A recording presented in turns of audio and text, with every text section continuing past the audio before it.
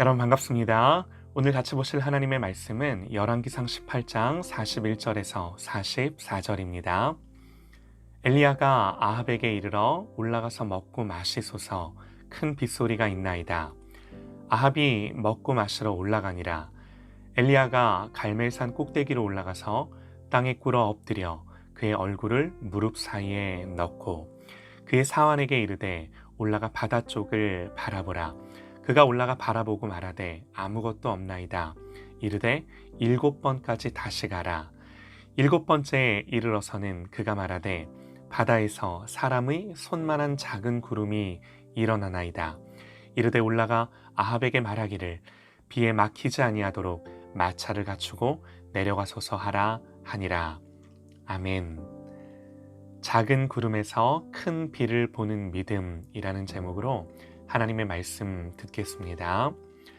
오늘 말씀 가운데 우리는 중요한 한 가지를 깨달아 알 수 있는데요. 엘리야가 갈멜산에서 승리한 이후 아합에게 큰 빗소리가 있나이다 그럽니다. 이건 실제로 하늘에 구름이 일어나고 비가 올 징조를 받기 때문이 아닙니다. 천둥과 번개 소리를 들었기 때문이 아니에요. 하늘은 여전히 청명하고 비 한 방울 내릴 것 같지 않았습니다. 그런데 큰 빗소리를 어디서 들은 걸까요? 18장 1절로 가보면요. 하나님 엘리야에게 말씀하셨어요. 많은 날이 지나고 제3년의 여호와의 말씀이 엘리야에게 임하여 이르시되 너는 가서 아합에게 보이라. 내가 비를 지면에 내리리라. 하나님 비를 내리시겠다고 말씀하셨어요. 이 빗소리는 귀로 들은 빗소리가 아니라 하나님의 말씀에서부터 비롯된 빗소리, 믿음에서 나는 빗소리인 거죠. 그러니까 하나님은 이미 비를 내리시겠다 약속하신 겁니다. 우리가 여기서 눈여겨보고 싶은 건요. 하나님이 약속하셨으면 구태여 기도하지 않아도 당연히 이루어질 것이 아닌가 이렇게 생각할 수 있습니다.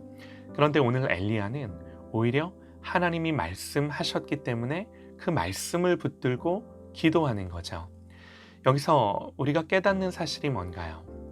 하나님의 약속은 언제나 기도를 통해 이루어지는 줄 믿습니다. 하나님이 약속하셨으면 그 약속은 이루어질 테니 기도할 필요 없어 이런 것이 아니라 오히려 무엇을 구해야 하는지 더욱더 명확해지는 거죠. 성경은 우리에게 분명히 말씀을 합니다. 에스겔 36장 37절에요. 주 여호와께서 이같이 말씀하셨느니라. 그래도 이스라엘 족속이 이같이 자기들에게 이루어 주시기를 내게 구하여야 할지라. 하나님은 우리에게 무엇이 필요한지 다 아십니다. 우리에게 있어야 할 것들이 무엇인지 전부 아세요. 그런데 그렇기 때문에 기도할 필요가 없다가 아니라 그럼에도 불구하고 하나님의 마음을 구하며 그것을 구하라고 말씀하십니다. 오늘 엘리야는 하나님이 약속하셨음에도 그 약속을 이루어 달라고 기도합니다. 그것도 땅에 꿇어 엎드려 얼굴을 무릎 사이에 넣고 기도하는데요. 이게 무슨 말인가요? 간절한 기도죠. 우리의 기도와는 얼마나 다른가요? 그렇지 않나요?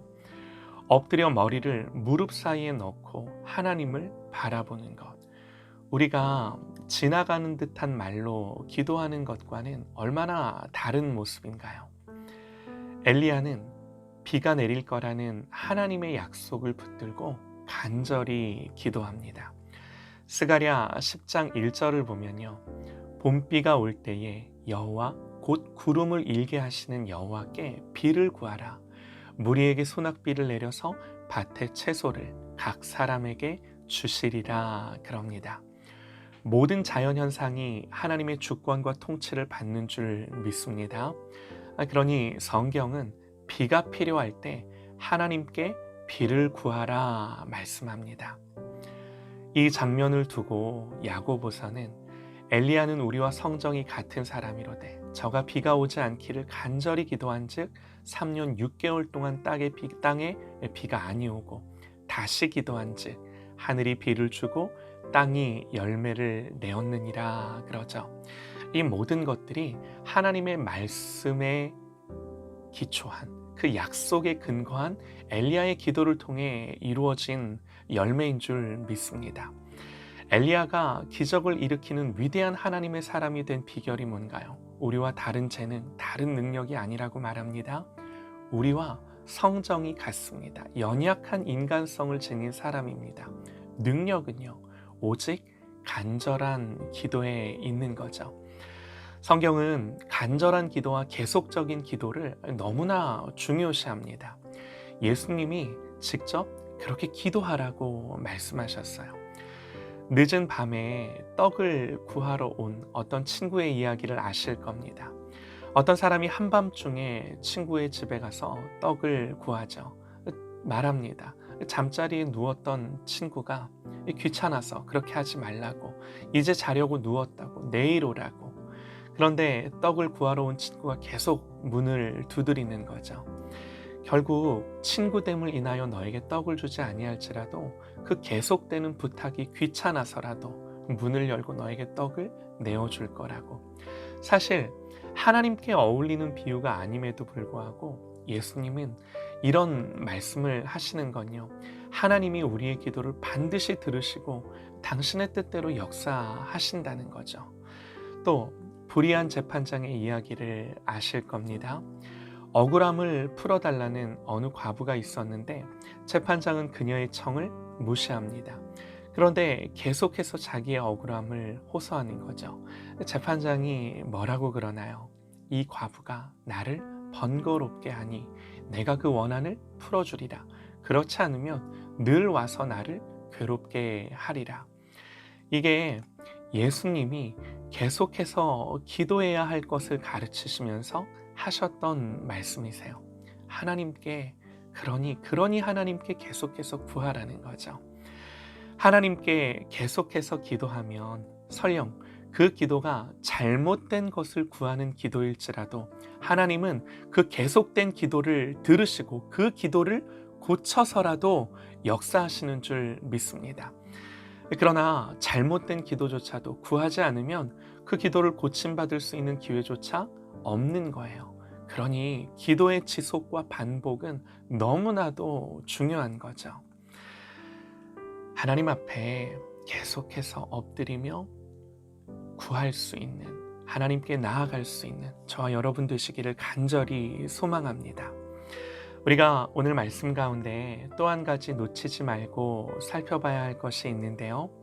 오늘 본문을 살펴보면 엘리야가 엎드려 기도하자마자 소낙비가 쏟아진 게 아닙니다. 엎드려 간절히 기도한 엘리야는 사환에게 명령을 내립니다. 뭐라고 명령합니까? 43절에요. 올라가서 바다 쪽을 바라보고 오라고. 사환이 살피고 보고를 합니다. 그 대답이 무엇입니까? 먹구름이 몰려온다고 보고했나요? 아니요, 아무것도 없나이다 대답합니다. 간절히 기도했는데 아무것도 없나이다. 이게 돌아온 대답이었어요. 여러분, 이때 중요한 게요, 엘리야는 낙심하지 않습니다. 엘리야는 다시 엎드려 기도합니다. 다시 눈을 뜨고 사환을 보냅니다. 이번에는 사환의 보고가 어떠했습니까? 사환의 보고는요, 여전히 아무것도 없나이다. 이렇게 하기를 몇 번을 반복하나요? 6번을 반복합니다. 모두 7번 한 거예요. 기도의 응답이 지연될 때 소용이 없는 일이다. 깨끗이 그만두자. 사탄은 우리에게 그렇게 포기를 속삭입니다. 그러나 엘리야는 7번째 또 무릎을 꿇습니다. 7번째 살피고 온 사환이 엘리야에게 말하죠. 저 먼 바다에서 사람의 손바닥만한 작은 구름이 일어나나이다. 저 먼 바다에서 먹구름이 일어나나이다도 아니고 사람의 손바닥만한 작은 구름이 일어납니다. 그렇게 말을 해요. 비바람과 폭풍에 이 먹구름이 몰려와도 시원찮을 판에 7번째 사환의 대답도 고작 손바닥만한 작은 구름이 일어나나이다. 이런 대답이었던 거죠. 그러나 여러분, 엘리야는 이 손바닥만한 작은 구름에서 뭘 보나요? 이 손바닥만한 작은 구름에서 큰 비를 보는 거예요. 천둥과 우레소리를 듣는 겁니다. 여러분, 이게요, 기도하는 사람이 가져야 하는 믿음인 거죠. 이것이 신앙의 모습입니다. 예수님 말씀하셨어요. 겨자씨만한 믿음이 산을 옮길 거라고. 밀알 하나가 100배의 열매를 맺습니다. 어린아이의 보리떡 5개가 5천 명을 먹이는 거예요. 믿음의 사람은, 기도의 사람은 믿음으로 그것을 보는 것입니다. 이것이 신앙의 원리입니다. 우리가 낙심치 말고 인내하며 믿음으로 주님을 붙들어야 하는 이유인 겁니다. 사랑하는 여러분, 우리의 기도가 부족하지 않기를 원합니다. 하나님이 하시겠지. 성경은요, 그걸 믿음이라고 말하지 않습니다. 하나님은 기도를 통해 역사하십니다. 하나님 앞에 지나가는 듯한 말이 아니라 간절히 엎드려 오늘 엘리야처럼 7번 구하는, 여러분 7번은 그냥 7번이 아니라 정말 하나님 앞에 그 기도의 분량이 채워질 때까지 기도하는, 구할 수 있는 저와 여러분 되시기를 간절히 소망합니다.